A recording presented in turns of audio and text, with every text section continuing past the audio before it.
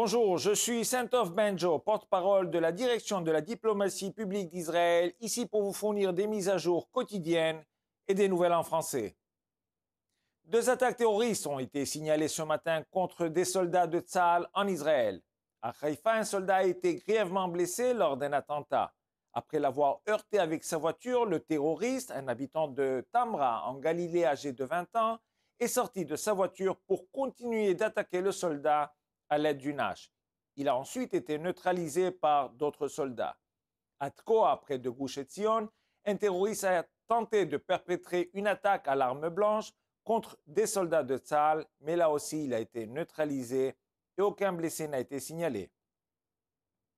3 soldats américains ont été tués et des dizaines d'autres blessés lors d'un attentat suicide perpétré par un drone soutenu par l'Iran à la frontière entre la Jordanie et la Syrie. Il s'agit des premières victimes américaines dans la région depuis le début de la guerre. Le président Biden a publié une déclaration confirmant que l'attentat a été perpétré par des groupes militants radicaux soutenus par l'Iran et opérant en Syrie et en Irak.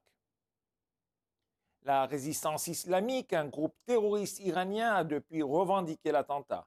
Il s'agit d'une nette escalade dans le conflit. Dans ce contexte, il est surprenant que l'Iran prenne la présidence de la Conférence des Nations Unies sur le désarmement cette année, entre mars et mai. Le régime iranien finance, entraîne et arme des groupes terroristes tels que le Hamas, le Hezbollah et les Houthis. L'Iran a créé un cercle d'étranglement autour d'Israël qui a franchi une nouvelle étape le 7 octobre lorsque le Hamas, soutenu par l'Iran, a choisi de brutaliser, de massacrer, d'enlever des Juifs et de continuer à torturer ceux qui sont en captivité. Le Premier ministre Netanyahou a déclaré en octobre que l'Iran fournit plus de 90% du budget du Hamas. Il finance, il organise, il dirige et il guide. Dans sa déclaration, lors d'un récent interrogatoire, le terroriste du djihad islamique a été le premier à admettre qu'il s'était entraîné pour le 7 octobre en Iran.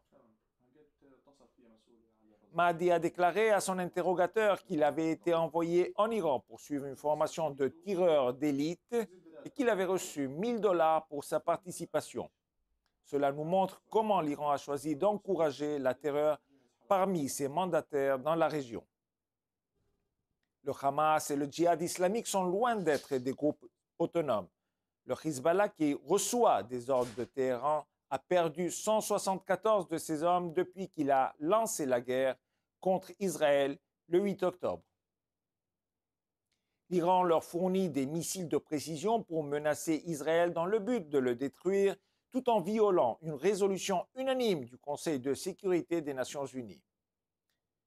Si une éventuelle guerre dans la région ne suffit pas au futur président de la Conférence des Nations Unies sur le désarmement, ils fournissent également aux Houthis des missiles balistiques censés viser les navires israéliens, menaçant ainsi l'ensemble du commerce maritime en mer Rouge.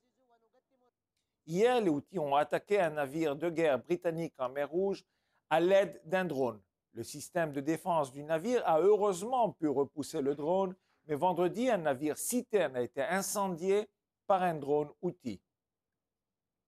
Dans un discours aux Nations Unies, l'ambassadeur israélien Gilad Erdan a déclaré: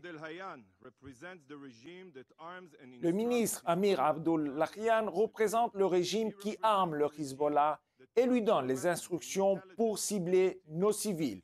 Il représente le régime qui transfère des armes et des renseignements aux Houthis. Sans l'Iran, les Houthis ne disposeraient pas de missiles de croisière avancés ou de drones pour cibler les navires marchands en mer Rouge. Tous les pays de la région ont été touchés par les tentacules de la terreur de l'Iran.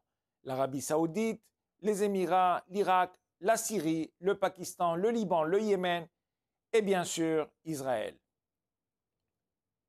L'Iran est l'architecte de l'instabilité, pas seulement pour Israël, pas même pour la région, mais pour le monde entier. Téhéran ne devrait pas assurer la présidence de la Conférence des Nations Unies sur le désarmement. Il devrait faire l'objet d'une enquête pour ses actions et être plutôt sanctionné par la Conférence des Nations Unies. Comme toujours, nous sommes à votre disposition 24 heures sur 24 pour répondre à vos questions aux coordonnées affichées à l'écran. Merci de votre attention.